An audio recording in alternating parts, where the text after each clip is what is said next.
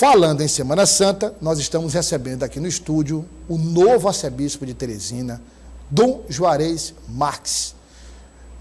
Ele nasceu no interior do estado, precisamente no município de Barros, no norte do Piauí, ali no interior, né, cabeceiras do Piauí, e o Papa Francisco nomeou Dom Juarez no dia 4 de janeiro, como novo arcebispo metropolitano de Teresina. Desde 2016, ele exercia o ministério de bispo diocesano de Parnaíba. Arcebispo, um prazer receber o senhor aqui. E muito obrigado pela aceitação do convite. Boa tarde, Douglas. Boa tarde, meu querido irmão, minha querida irmã. É uma satisfação também poder estar aqui e falar das coisas de Deus, falar da palavra de Deus, que é uma palavra de vida, sobretudo nesse tempo da Semana Santa. Arcebispo, começando pela sua nova missão, o senhor estava em Parnaíba e agora tem a missão de ser o novo arcebispo de Teresina, de comandar a Igreja Católica em Teresina, capital do estado do Piauí. Como é que o senhor avaliou essa mudança e essa nova responsabilidade? Eu comecei pela primeira capital, você sabe que é Oeiras, quando eu fui nomeado em 2008.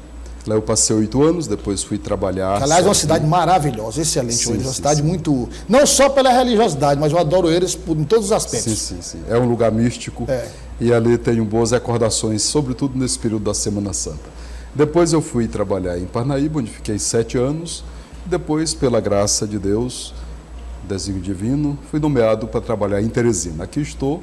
Como você disse, eu fui nomeado no dia 4 de janeiro, cheguei aqui no dia 25 de fevereiro e aqui estou agora para somar, estou aqui agora para me integrar a essa comunidade, a essa sociedade, no seu aspecto humano, social e, sobretudo, no aspecto religioso.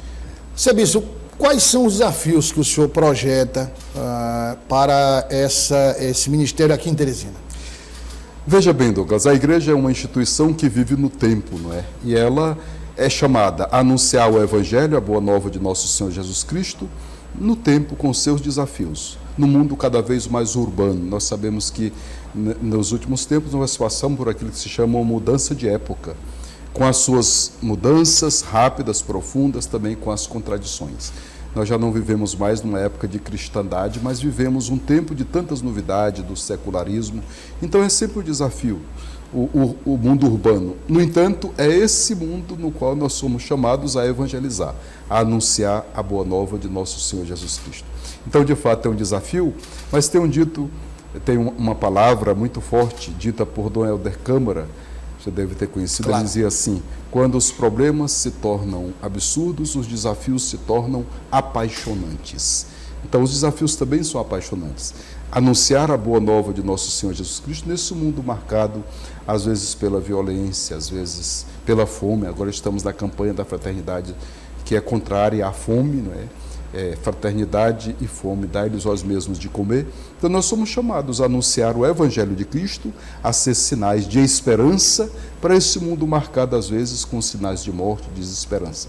Nós temos sempre o Evangelho de Cristo para oferecer. Então isso é muito encorajador. Me recordo daquela palavra que nosso Senhor diz ao apóstolo Paulo, quando chamou para ele ser apóstolo na cidade. E então o apóstolo sentia tremer na base. Ele disse: não tenhas medo. Eu estou contigo. Nesta cidade tem uma grande população que me pertence. Esse povo é o povo de Deus. Esse povo é o povo ao qual nós somos chamados para evangelizar, para trazer esperança, através da palavra de Deus, através da oração, através dos encontros que são cheios de vida. O encontro é cheio de vida. O Papa Francisco nos convida a criar uma cultura do encontro. Então é isso, esse encontro aqui entre nós, esse encontro com você, meu irmão, minha irmã, ele é sempre promissor. Nós vamos sair daqui mais enriquecidos com este nosso encontro. Arcebispo, a Igreja Católica é a maior instituição religiosa do mundo, né? É a maior religião em termos também quantitativos, ou seja, o maior número de fiéis. Mas é inegável que ao longo dos últimos anos há uma migração de muitos fiéis para religiões evangélicas, e esse é um tema recorrente, inclusive, na Igreja Católica, com a seguinte pergunta: o que fazer para evitar essa debandada de fiéis e para, digamos, manter os fiéis, mas não só manter com vontade, manter com envolvimento com as questões religiosas da igreja. E eu queria que o senhor avaliasse, o senhor acha que a Igreja Católica, o tradicionalismo, muita gente diz, olha, o tradicionalismo da Igreja Católica, quer dizer, os ritos são muito tradicionais, não há uma adequação aos tempos modernos. Claro, os ensinamentos não se pode mudar, a palavra de Deus é a mesma, não é? Mas não há uma espécie de adequação. O senhor concorda com isso? Ou o senhor acha que a igreja já deu essa virada em busca de uma repaginada e dessa modernização? A Igreja Católica, ela tem mais de 2000 anos de existência e esses 2000 anos têm sido marcados por aquilo que nós chamamos de reforma. Esse é um princípio sociológico que toda instituição tem que se reformar para continuar existindo. Eu acho que a Igreja Católica é a instituição que mais tem a capacidade de se reformar e de tal forma que ela tem 2000 anos de existência. E, nesse sentido, é preciso a gente mudar muito para poder continuar sendo a mesma original, do jeito que Cristo criou. E reforma na vida da igreja não é apenas um salto progressivo, é beber da fonte original, que é Jesus Cristo e a experiência das primeiras comunidades. Então, é sempre necessário essa reforma. A última reforma que foi proposta pela Igreja Católica foi no Concílio Vaticano II, e nesse sentido era para que ela se aproxime do mundo, de tal forma que ela disse, olha, é preciso trazer a igreja para o coração do mundo e levar o mundo ao coração da igreja. E isso tem sido feito. E, nesse sentido, é sempre um esforço constante, a gente se aproximar. Agora tem isso, a igreja é tradicional no sentido de que ela se baseia, a fonte da revelação divina é a Sagrada Escritura e a tradição. Então, nesse sentido, ela sempre vai ser tradicional, porque existe também a tradição, é aquela história de acontecimento dos antepassados que são contados de pai para filho e que são também vividas na experiência da comunidade no dia a dia. É nesse sentido a tradição. E a Sagrada Escritura, porque são os livros revelados. Então, nesse sentido, hoje ela também tem o Evangelho para oferecer ao mundo com as suas mudanças. Essa reforma que foi proposta pelo Concílio Vaticano II continua hoje. É nosso dever e nossa missão sempre nos atualizar, ou seja, anunciar a boa nova de Cristo, que é o mesmo ontem, hoje e sempre, porém em tempos novos, em tempos diferentes, com as suas mudanças, com os seus desafios. Desculpe. Há um esforço muito grande do Papa Francisco, que é um testemunho dele, de fazer sempre com que o Concílio Vaticano II ele aconteça no hoje da nossa história, essa proximidade, essa sensibilidade para com as causas da humanidade, para com a natureza, a ecologia. Então, tudo isso é coisa muito presente. O Papa Francisco, nesses últimos tempos, ele escreveu, aliás, em 2014 ainda, uma encíclica chamada Laudato Si, louvado seja nosso Senhor Jesus, louvado seja o Senhor. Com essa encíclica, ele quis chamar a atenção do mundo inteiro para o problema ecológico, para a defesa da casa comum. Então, isso é um tema muito atual, não somente para os cristãos, nem somente para os católicos, mas para a humanidade inteira. Você vê que é um tema muito atual e urgente, né, na sociedade. Sabe, temos alguns exemplos, quando eu falo dessa mudança, digamos, uma mudança na apresentação, digamos assim. Na Igreja Católica, por exemplo, nós temos o que eu adoro e que quase que diariamente eu acompanho vários vídeos e leio, que é o Padre Fábio de Mello.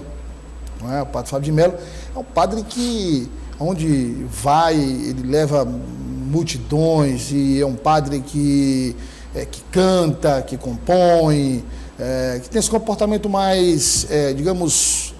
Claro, não dá para imaginar a instituição toda sendo assim, mas já tem esses exemplos, né? Reginaldo Manzotti também, e tem exemplos de mudança. A gente vai já falar da Semana Santa, mas tem uma questão interessante, que eu queria tratar com o senhor, e que envolve justamente o Padre Fábio de Mello. É uma entrevista que ele concedeu ao jornalista Roberto Cabrini, ele falando do período que ele teve, um período muito complicado da vida dele, quando ele teve crise de ansiedade, depressão, ele passou muito tempo afastado. E o Roberto Cabrini fez uma pergunta a ele, né? Quer dizer, o padre que está nos palcos, o padre que está na internet, o padre que está na televisão, o padre que leva multidões, e que é aquele padre que, ao falar para os seus fiéis, quer dizer, para quem está ali, aquela palavra proferida é uma palavra que acalma os corações, que diminui o sofrimento. Esse é o objetivo. Se vê, naquele momento, numa situação de inferioridade, incapaz de lidar com o próprio sentimento, com o próprio sofrimento. Eu achei interessante o padre Fábio de Mello dizer o seguinte, que esse é um sinal que mostra a nossa humanidade. Né? Que ali não está um santo, ali não está um ser sobrenatural, está um ser humano. Um ser humano que, assim como qualquer outro, está sujeito a essas situações como crise de ansiedade, como depressão. Falando nisso, nós temos hoje uma verdadeira epidemia nos jovens, nos mais velhos, de crise de ansiedade, de depressão, de solidão. A igreja, e também ao mesmo tempo, essas pessoas, a gente observa, são pessoas que se afastam um pouco da igreja, que não vão, as pessoas que não vão à missa, que não conversam com os padres, não dividem esses problemas. Qual a palavra que o senhor teria para essas pessoas que estão enfrentando nesse momento essas dificuldades? Não perder a esperança. Veja bem, a Igreja Católica é católica apostólica, enquanto católica é universal, no sentido de que ela tem o dever de anunciar o Evangelho de Cristo e levar a salvação a toda a humanidade. E a apostólica, quando ela se baseia na tradição dos apóstolos, que são colunas da Igreja, para anunciar a boa nova de Cristo. Nesse sentido, o sacerdote, ele é um homem, uma pessoa humana, porém revestida pela graça divina, de um poder que vem através do sacramento da ordem. Por isso ele é uma pessoa que é sujeita a todas as contingências humanas, inclusive o pecado também, mas ao mesmo tempo tem uma graça que vem pelo sacramento da ordem. Ontem à noite foi belíssima a Santa Missa, chamada Missa do Crisma, onde os sacerdotes, todos eles, fazem a renovação das promessas sacerdotais. Se renova pela graça de Deus para que ele seja este homem revestido da graça divina para anunciar a salvação, o perdão de Deus às pessoas, para celebrar os sacramentos. E é por isso que uma pessoa como o padre Fábio de Mello e outros que têm um carisma bonito, de trabalhar inclusive com a mídia, né? É um carisma que Deus dá entre tantos carismas, assim também como existe aquele sacerdote que nesse momento está lá na comunidade, no interior, na periferia, tentando construir a capela, tentando animar a comunidade, nesse período pós-pandemia, onde há tantos sinais de morte, de tristeza, o luto também, ele está lá animando. Veja bem quantos carismas, um que tem o dom de trabalhar com a mídia, na cidade grande, no mundo urbano, outro também de trabalhar lá no interior, junto com a comunidade, todos tantos carismas para o mesmo bem, que é o anúncio do reino de Deus. Dentro da mesma igreja, muitos carismas. São Paulo diz na carta aos Coríntios, muitos são os carismas e os dons, mas um só é o batismo, um só é o Senhor, um mesmo reino de Deus, onde todos nós haveremos de participar. Tudo é dom, tudo é graça. Então, nunca perder a esperança, meu irmão, minha irmã. Saiba que você é um filho de Deus, você é filho de Deus. Sinta-se amado por todos. Não se isole. Vá à igreja. Escute a palavra de Deus. Deus não nos abandona. Ele nos criou por amor e Ele quer nos conduzir também por amor. Por isso Ele deixou esses meios. A sua palavra, que é sempre viva, que é sempre eficaz. Ele deixou os sacramentos para nos renovarem, nos transmitir uma vida nova. Por isso nunca devemos nos desesperar diante dos desafios da vida, diante da doença, da tristeza. Nunca isolar. Para isso precisamos cuidar de nós. Cuidar do nosso corpo, cuidar do nosso espírito pela oração. O alimento, que é a oração e a palavra de Deus, nos fortalecem. Não se isole, compartilhe com os outros. Procure fazer encontros. Encontro com a outra pessoa. Compartilhar a sua dor, o seu sofrimento. Juntos nós somos muito mais capazes de superar as dificuldades. Você não está sozinho. Deus te ama. Nós te amamos. saiba que você tem um universo ao seu redor que ama você. Não se feche nos seus problemas, porque o isolamento cria barreiras, cria muros, né? E os muros nos isolam, nos deixam sozinhos. Sozinhos é mais difícil a gente dividir, a gente resolver os problemas e superá-los. Porém, com os outros, aí sim, nós somos irmãos. Deus é nosso Pai, nos ama e cuida de nós com carinho de pai e também com carinho de mãe. Tem outra questão também que eu acho interessante, sabe isso? Que é o seguinte, eu acho que eu pelo menos, quando eu encontro minha mãe, encontro meu pai, eu peço a bênção se estiverem só ou se estiverem no meio de 10, 20, 30 pessoas. Eu peço a bênção em qualquer lugar, mesmo que esteja num lugar público. E você vê hoje muita gente falando do mal, falando do diabo, falando da influência do mal na vida das pessoas, não é? E eu digo sempre, quando esse assunto, alguém conversa esse assunto, eu digo sempre o seguinte: o mal, o diabo, ele oferece aquilo que a pessoa precisa, ele oferece até de forma gratuita, inicialmente sem pretensão alguma, né? Aí você chega até a questionar, Deus também oferece, mas Deus, ele cobra o seu empenho, o seu merecimento, não é? Ele cobra esse envolvimento com a palavra, esse envolvimento com o próximo, consigo mesmo. Essa é a diferença. E aí, o diabo, via de regra, ele trabalha nos pequenos gestos, nas pequenas situações. Então, algumas tradições, e aí voltando a falar de tradições, que são esquecidas, mas que são muito importantes. Uma delas, por exemplo, é essa que eu acabei de falar com o senhor. Quando o filho chega para o pai e diz, sua bênção, meu pai, e o pai diz, Deus lhe abençoe, isso é de uma força tremenda, né? Eu sempre digo para mim, eu tenho duas filhas, uma de 15 e uma de 20, e eu sempre, quando vou deixar na faculdade, na escola, eu digo, Deus lhe abençoe, Deus lhe leve, Deus lhe traga.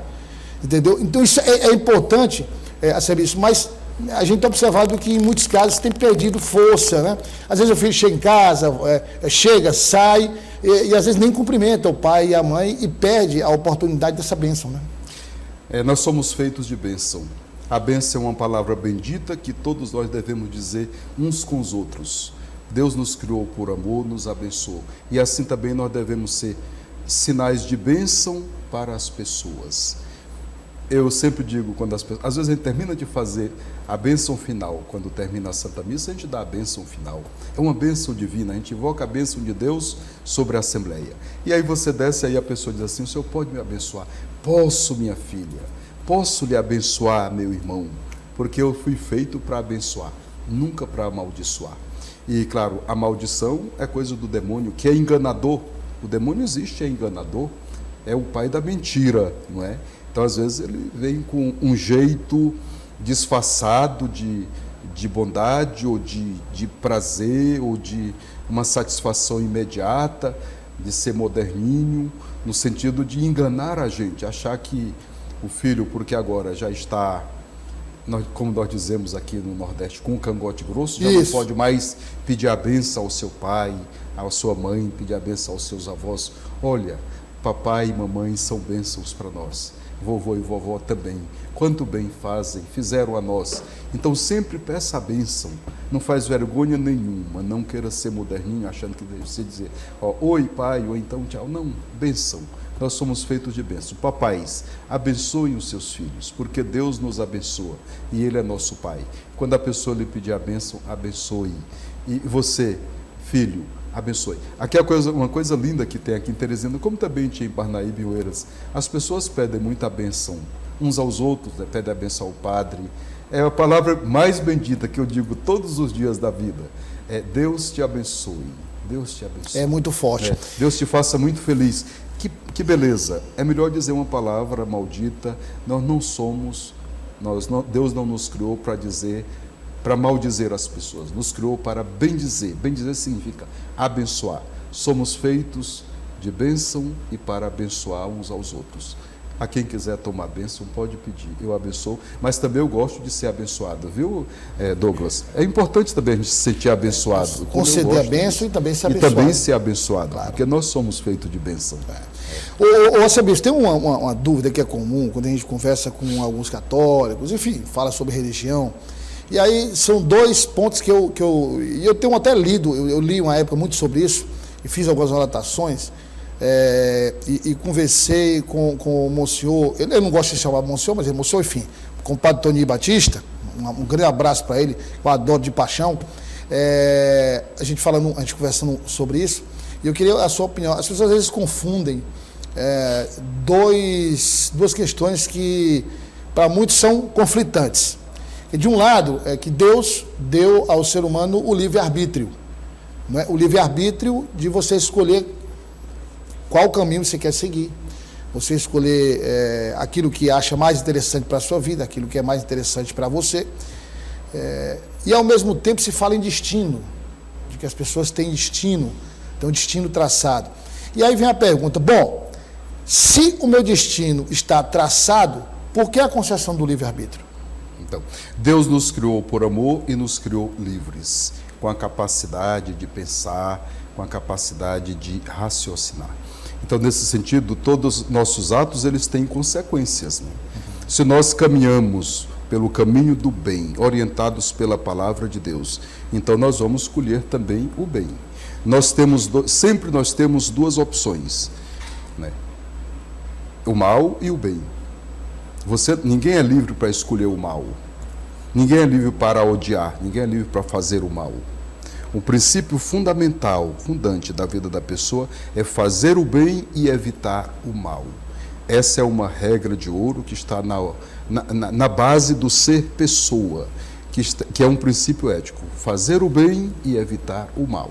E se isto vem acrescentado com a palavra de Deus e com a luz da fé, melhor ainda, porque Deus nos criou por amor e livres. Aí nós somos livres para escolher aquilo que é bom, nunca é livre. Porque você escolher o mal é se tornar escravo do mal, São Paulo diz. Se você pratica o mal, o pecado, você é escravo do pecado. E quem colhe o bem só pode colher o bem. Agora, é claro, às vezes nós pensamos assim, de repente uma pessoa tão boa e acontece uma coisa ruim com ela. Bom, tudo isso é fruto de uma certa desagregação da natureza humana, do cosmos, que nem sempre é tão harmonioso assim. De repente você é uma pessoa tão boa, é orante, e acontece com você o infortúnio. É possível. Os bons adoecem e morrem, os ruins também adoecem e morrem. Sabe qual é a diferença? É que você, tendo fé e fazendo o bem, você vai administrar o mal de uma outra forma. Uma pessoa que faz o bem e que tem fé e faz o bem por causa de Cristo Jesus, ela com certeza vai administrar os males que acontecem a ela de uma outra forma, de cabeça erguida, sempre com serenidade e nunca se desespera. Lembra do exemplo de Jó? Jó, que era um homem temente a Deus. Jó era uma pessoa fiel a Deus. No entanto, aconteceram tantas desgraças com ele, mas ele nunca perdeu a fé, nunca perdeu a esperança, nunca perdeu a confiança no Senhor. E no final ele foi vitorioso. Mesmo perdendo os bens, a saúde, a doença, a família, tudo ele perdeu. No entanto, ele não ficou sem recompensa. Mas nós somos discípulos de Jesus Cristo, que também, sendo Deus, se tornou humano, padeceu, né? Foi a sua paixão, foi crucificado, morreu, mas depois, no final, o que espera não é a decepção. A carta de São Paulo aos Filipenses vai dizer, mas Deus o ressuscitou. Aquele que tinha tudo, perdeu tudo, mas depois ganhou tudo. Aí São Paulo vai dizer, de tal forma que deu a ele o nome de Senhor. Jesus Cristo é o Senhor para a glória de Deus Pai. Quer dizer, o próprio Filho de Deus padeceu, né? Inclusive até a morte, mas não ficou na morte. O que nos espera, a nós que caminhamos pela fé, como discípulos de Cristo, o que espera não é a decepção. Mesmo que passemos pelo vale da amargura muitas vezes, mas a palavra última é de Deus, é uma palavra sempre de vitória. Aí vale a pena sempre fazer o bem. Optar pelo bem faz a diferença. No caso da Semana Santa, a mensagem da Semana Santa, a importância da Semana Santa, eu só falo agora sobre Jesus Cristo. Quando Jesus Cristo vem à Terra, ele vem como um ser humano, como um homem, feito de carne, de osso, sangue, como um ser humano. E ele começa a pregar, e de um lado ele conquista seguidores, ele conquista discípulos, e de outro lado ele desperta a inveja e desperta a ira daqueles que veem nele uma ameaça ao poder estabelecido.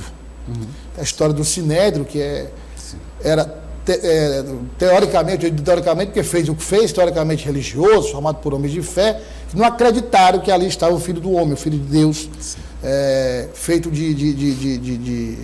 como um homem normal. Então, na história, você tem, por exemplo, o ato de Judas, que traz Jesus, quer dizer, a traição de Judas, que era um discípulo de Cristo, muito próximo de Cristo. Depois há o arrependimento de Judas, né? E Cristo termina sendo crucificado, morto, mas há a ressurreição, ou seja, a vitória da vida sobre a morte. Então, às vezes, para a gente entender melhor esse período, muitas vezes se fazem recortes do período, que esses recortes não explicam o todo, não explicam o significado geral que a gente precisa compreender. Mas essa história, arcebispo, é uma história cheia de simbolismos, cheia de significados, e que são significados cada vez mais atuais, né? Sim. Então, São Paulo, na carta aos Gálatas, ele diz assim: chegada a plenitude dos tempos, Deus enviou o seu Filho, Jesus Cristo. Ele veio sujeito à lei para libertar aqueles que eram escravos da lei. Ou seja, Jesus Cristo tinha uma missão, veio com uma missão de salvar a humanidade. A pessoa humana, homem e mulher, que foram criados à imagem e semelhança de Deus, para viver no paraíso a felicidade plena, de repente perdeu esta liberdade pelo pecado, pela desobediência a Deus. Daí Deus, que não desiste de nós, Deus não desiste de redimir a sua criatura. Mesmo a pessoa humana tendo sido infiel pelo pecado, ele mesmo vem, ele mesmo se encarna. Por isso São Paulo diz, sendo de condição divina, igual a Deus, estando no trono do paraíso, ele não quis deixar a humanidade sozinha. Se encarnou, desceu até nós. Esta é a beleza, Douglas, meu irmão, minha irmã, a beleza da religião cristã. Muitas outras religiões, aqui com muito respeito a todas elas, porque nós temos que ter o respeito por todas elas, mas é assim, a filosofia de algumas é dizer assim, a pessoa humana tem que se aperfeiçoar, vai subindo, se aperfeiçoando, superando, digamos assim, a humanidade, o aspecto carnal, para chegar até Deus. O cristianismo não é assim. É Deus que desce até a pessoa humana para tirá-la da sua miséria humana. Tem até o Papa João Paulo II diz assim, a misericórdia de Deus desce até a miséria humana para redimi-la, para elevá-la até a dignidade de ser filho de Deus e participar da vida divina. Foi isso que Cristo fez conosco, assumiu a nossa natureza humana, como criança lá no presépio, dependente de tudo, como passando pela morte na cruz, como uma pessoa humana, e depois se faz presente também na Eucaristia, na forma de pão e de vinho, para nos alimentar, nos dar a vida e nos dar a vida em plenitude. Veja que beleza! Por isso, é preciso dizer a coisa completa. De fato, ele veio, assumiu a natureza humana, passou pela experiência da morte, e Cristo não morreu de uma morte natural que ele procurasse. Ele morreu, foi em decorrência do seu anúncio profético, primeiramente, dele dizer-se Filho de Deus. Se você olha o Evangelho de São João, desde o capítulo 5 até o capítulo 10, Nosso Senhor tentando explicar para os judeus que ele é o Filho de Deus.